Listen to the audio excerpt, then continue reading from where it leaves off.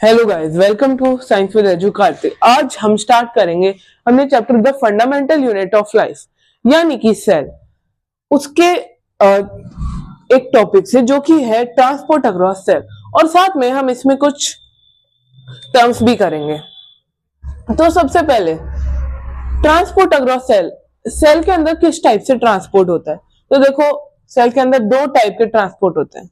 जैसे मान लो ये हमारा घर है, यहाँ पे एक मोटर रखी है और यहाँ पे वाटर का टैंक है। ठीक है, अब क्या हो रहा है कि है ना, पानी को एक ये केस है और दूसरा केस है, यहाँ पे नीचे टंकी रखी है, यहाँ पे एक वाटर टैंक है और यहाँ पे भी एक वाटर टैंक है। ठीक है, और यहाँ पे फिर से एक वाटर टैंक है। तो देखो, इस केस में आपको क्या, पानी को ऊपर से नीचे भेजना है पाइप के थ्रू। तो ये जो पाइप जा रही है, इसको बस आपको इसका नल खोलना है और पानी अपने आप इसमें आ जाए, है ना। आपको कोई फोर्स लगाने की जरूरत पड़ी नहीं। बट ये केस देखो, इसमें आपको नीचे वाली टंकी से पानी ऊपर वाली टंकी तक पहुंचाना है। तो आप क्या करोगे, ये जो मोटर है इसको ऑन करोगे। ये मोटर ऑन होगी तब जाके पानी इधर पहुंचेगा। तो इसमें आपकी इलेक्ट्रिसिटी लगी नहीं, पर इस वाले केस में इलेक्ट्रिसिटी यूज हुई है क्योंकि हमने मोटर का यूज किया। तो इलेक्ट्रिसिटी एक फॉर्म ऑफ एनर्जी है। सिंपली इलेक्ट्रिसिटी एक टाइप से एनर्जी मान ली, तो एनर्जी कंज्यूम हो रही है, इलेक्ट्रिसिटी कंज्यूम हो रही है ये सेकंड केस में। तो सेकंड केस हमारा हो गया एक्टिव वाला, और जिसमें हमें पानी नीचे ऊपर से नीचे भेजना था वो था पैसिव केस, जिसमें एनर्जी कंज्यूम नहीं हो रही है। अब इसका मतलब क्या है, देखो सेल होता है, एक तो सेल खुद से अंदर खाना ले, मतलब अपनी मेम्ब्रेन को ऊंचा नीचा करके और फिर खाना ले, और एक खाना अपने आप ही ऑटोमेटिकली चला जाए। कौन सा ज्यादा इजी होगा? अगर ये समझ नहीं आया तो मान लो, एक तो मैं यहां बैठा हूं, मैं खुद से रोटी तोड़ के सब्जी लगा के खा रहा हूं। वही दूसरा केस है कि मेरी मम्मी मेरे लिए रोटी तोड़ रही है और सब्जी लगा के मुझे खिला रही है। तो मेरे लिए कौन सा एक्टिव होगा? देखो, मम्मी खिला रही है तब मुझे एनर्जी नहीं लगी, पर जब मैं खुद से खा रहा हूं तब एनर्जी यूज हुई है। तो जब मैं खुद से खा रहा हूं वो हो गया एक्टिव केस। उस टाइम मैं एक्टिव था, पर मैं एक्टिव नहीं था, इसलिए मम्मा मुझे खिला रही थी, ले बेटा खा ले, तू बीमार है, जो भी है ना। वो हो गया पैसिव केस, क्योंकि उसमें हमारी एनर्जी यूज नहीं हो रही। देखो, इसके एग्जाम्पल होते हैं दो, एक तो डिफ्यूजन और एक ऑस्मोसिस। डिफ्यूजन क्या होता है? कभी भी आपने देखा है, ये है किचन, ये किचन है, ये आपका रूम है।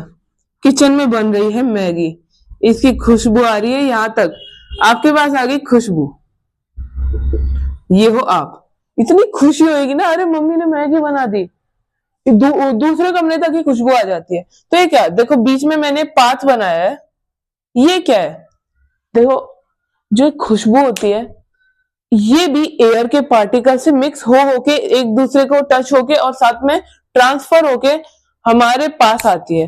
और एयर के पार्टिकल्स और इसके अंदर की स्मेल के मिक्स होने का जो ये प्रोसेस है, इसे ही हम कहते हैं डिफ्यूजन। तो कभी भी आपको खुशबू आ रही है तो ये इसलिए नहीं आ रही क्योंकि मैगी बन रही है, ये इसीलिए आ रही है क्योंकि डिफ्यूजन का प्रोसेस हो रहा है। मैगी तो बन रही है, उसकी भी आ रही है, पर मेन रीजन क्या है? मेन रीजन है कि डिफ्यूजन हो रहा है। और डिफ्यूजन देखो, हमेशा याद रखना, जो हॉट सब्सटेंसेस होते हैं उनमें सबसे ज्यादा फास्ट रेट होता है डिफ्यूजन का। साथ में जो मतलब जो गैस होती है वो सबसे जल्दी डिफ्यूजन होता है, और सॉलिड होता है वो सबसे धीरे डिफ्यूज होता है, और साथ में कोल्ड सब्सटेंसेस वो भी सबसे धीरे डिफ्यूजन होता है उनमें। अब ऑस्मोसिस, ऑस्मोसिस क्या होता है? देखो, ये है हमारा बड़ा सा सेल, इसके सेंटर में न्यूक्लियस और कई सारी इसके अंदर, ये पूरा हमारा साइटोप्लाज्म वाला पार्ट है। ठीक है, ये है हमारा न्यूक्लियस बीच वाला।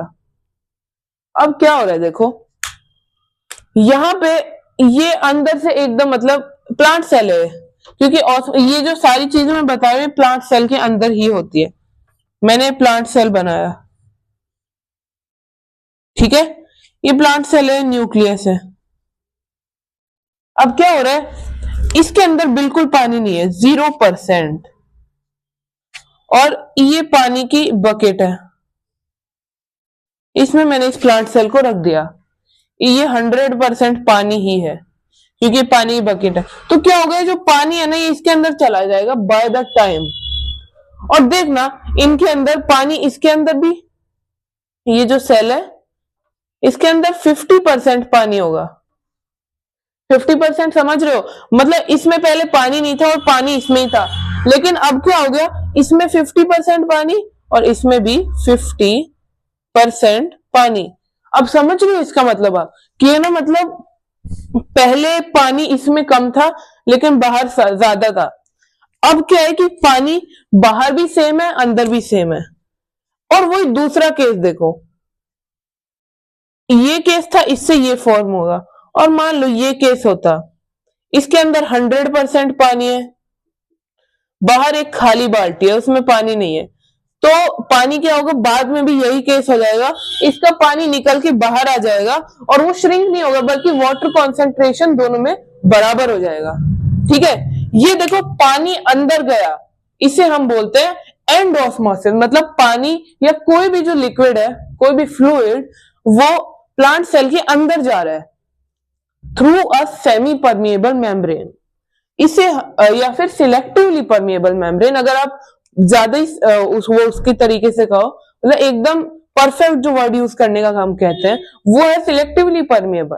लेकिन अगर आप सेमी परमिएबल लिखते हो तो भी चलेगा, बट मैं यही सजेस्ट करूंगा आप सिलेक्टिवली परमिएबल मेम्ब्रेन बोलो। तो बाय सिलेक्टिवली परमिएबल मेम्ब्रेन कोई भी सब्सटेंस जब सेल के अंदर या सेल से बाहर आता है उसे हम ऑस्मोसिस कहते हैं। एंडोस्मोसिस मैंने बताया, जैसे ये पानी सेल के अंदर 0% कॉन्सेंट्रेशन, सेल के बाहर 100%, तो पानी सेल के अंदर मूव कर जाएगा जिससे इक्वल कंसेंट्रेशन हो जाएगा, ये था एंडोस्मोसिस।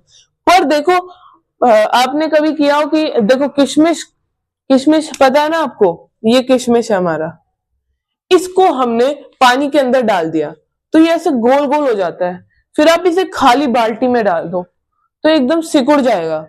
लेकिन और है ना, साथ में पानी बाहर भी उतना ही होगा अंदर भी उतना ही होगा, तो इक्वल कंसंट्रेशन हो जाएगा। पानी बाहर निकल गया तो होगी एक्स ऑस्मोसिस, मतलब सेल के अंदर से बाहर, बाहर से अंदर जा रहे हो एंडो यानी अंदर, और अंदर से बाहर आ रहे हो यानी एक्सो आउटसाइड।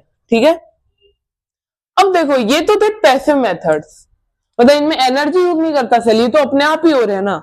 लेकिन वही एक्टिव, मतलब सेल अपने आप से एनर्जी यूज करे। तो दो होते हैं, एंडोसाइटोसिस और एक्सोसाइटोसिस। तो देखो मान लो ये हमारा सेल है, ये तो एनिमल सेल है, लेकिन अभी हम बात किसकी कर रहे हैं, एक मिनट रुको, let me take a duster. ये रहा डस्टर, बेस्ट डस्टर। ओके, तो अभी हम प्लांट सेल की बात करते हैं। ये प्लांट सेल है हमारा।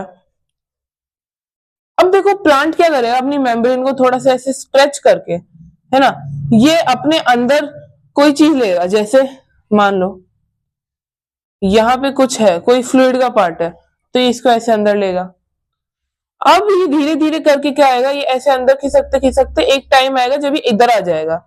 ठीक है, फिर मेम्ब्रेन बंद हो गई, क्योंकि ये जो प्लांट सेल की जो सेल मेम्ब्रेन होती है और सेल वॉल होती है प्लांट सेल के अंदर दोनों, तो सेल वॉल है वो स्ट्रेचेबल होती है और रिजिड भी होती है, तो स्ट्रेचेबल होने की वजह से वो अंदर ले लिया उसको।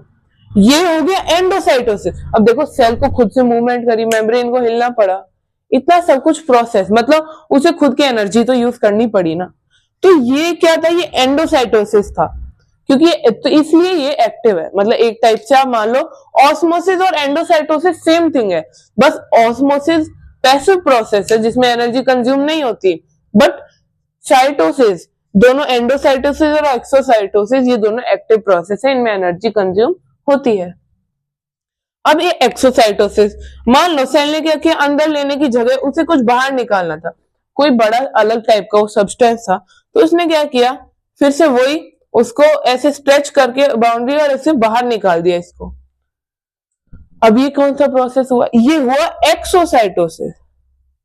अब देखो दो टाइप की चीजें कर सकते हैं सेल, या तो अंदर कोई लिक्विड ले या फिर कुछ सॉलिड ले। अगर वो लिक्विड लेगा तो वो होगा फेगोसाइटोसिस।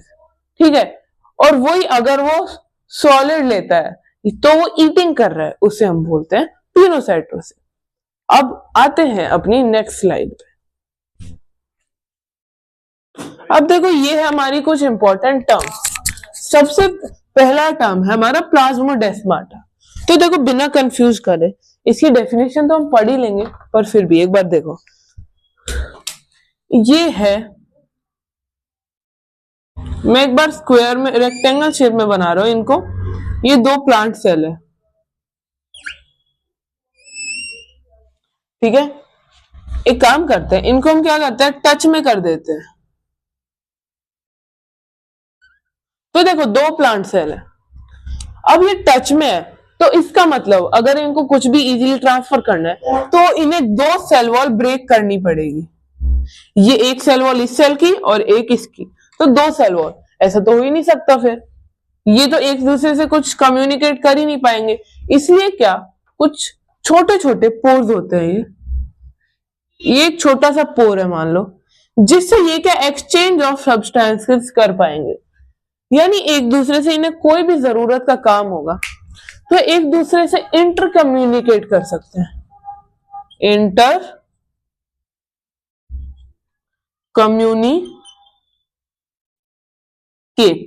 कम्युनिकेट कर सकते हैं एक दूसरे से, ठीक है। ये जो पोर्स है, ये देखो ये बीच में पोर है ना, ये वाला गोल गोल, इसे हम बोलते हैं प्लाज्मोडेस्माटा, ठीक है। प्लाज्मोडेस्माटा यानी ये सॉरी। अब इसकी डेफिनेशन भी पढ़ लेते हैं। These are pore-like structures present in the plant cell wall for intercommunication. यानी ये छोटे छोटे पोर-like structures होते हैं जो प्लांट सेल वॉल के अंदर प्रेजेंट होते हैं इंटरकम्युनिकेशन के लिए। जैसे देखो ये पोर है, ये सेल वॉल को ब्रेक करके ही तो बना है ना, ऑब्वियसली। चलो अब नेक्स्ट पे आते हैं, डिफ्यूजन। डिफ्यूजन में ऑलरेडी आपको बता चुका हूं, it is the movement of solute और आयंस, सॉल्यूट और ions from higher concentration to lower concentration. मतलब जैसे क्या, जो हमने मैगी बनाई थी, ये थी हमारी मैगी इस कढ़ाई के अंदर, ये गोल गोल सी मैगी, इसकी ये भाप बन के उड़ रही थी। ये खुशबू, बहुत टेस्टी खुशबू, जिससे हम खुशबू से इसका टेस्ट आ जाता है। तो वो वाली खुशबू थी जो, वो देखो खुशबू मैगी के अंदर भरी थी पर एयर के अंदर बिल्कुल ही नहीं थी। तो जब वो एयर की साइड मूव करी तो पहले क्या, इधर थी हायर कंसंट्रेशन, यानी इधर बहुत ज्यादा खुशबू थी मैगी की, पर ऊपर थी लोअर कंसंट्रेशन, यानी मैगी की बिल्कुल भी स्मेल नहीं थी। तो हायर कंसंट्रेशन से लोअर कंसंट्रेशन गई इसकी स्मेल, ये वाली एयर, और एक दूसरे से मिक्सअप होके ये हमें खुशबू आई इसकी दूसरे कमरे में भी। तो ये जो प्रोसेस था इसे डिफ्यूजन कहते हैं। ओके, अब आते हैं ऑस्मोसिस पे। Osmosis, the movement of solvent or water from higher to lower concentration through a selectively permeable membrane। यानी हायर से कंसंट्रेशन से लोअर कंसंट्रेशन मूवमेंट होता है किसी भी सॉल्वेंट या फिर वाटर का, उसे हम बोलते हैं ऑस्मोसिस। लेकिन तभी जब वो सिलेक्टिवली परमेबल मेम्ब्रेन से हो रहा है। जैसे मैंने बताया था, ये हमारा किशमिश, इसको आप पानी में रख दो तो अगले दिन तक ये ऐसे बहुत बड़ी बॉल सी बन जाएगा, और वो ये आप इसको थोड़ी देर धूप में रख दो, ये सूख जाएगा, क्योंकि धूप में या फिर जिस सरफेस पे आपने रखा है उसमें बिल्कुल पानी नहीं है। या फिर आप इसे किसी भी जमीन पे छोड़ दोगे तो एक टाइम आएगा जब ये श्रिंक हो जाएगा, क्योंकि इसके अंदर बहुत सारा पानी था पर बाहर बिल्कुल पानी नहीं था, तो ये ऐसे तैर तैर के पानी इससे निकलेगा। ये प्रोसेस था एक्सोस्मोसिस। और जब ये स्वॉलन अप हुआ पानी अपने अंदर लेके, जब ये स्वॉलन अप हुआ इसे हम बोलेंगे एंडोस्मोसिस। तो ऑस्मोसिस के टू टाइप भी हो गए। अब ये पढ़ते हैं, द मूवमेंट ऑफ सॉल्वेंट और water from higher to lower concentration through a selectively permeable membrane is known as osmosis. तो बस इस वीडियो में इतना ही, हमने इंपॉर्टेंट टर्म्स भी कर ली, साथ में the transport across the cell various ways भी कर लिए इसके। ओके फ्रेंड्स, मिलते हैं नेक्स्ट वीडियो में। Till then bye bye.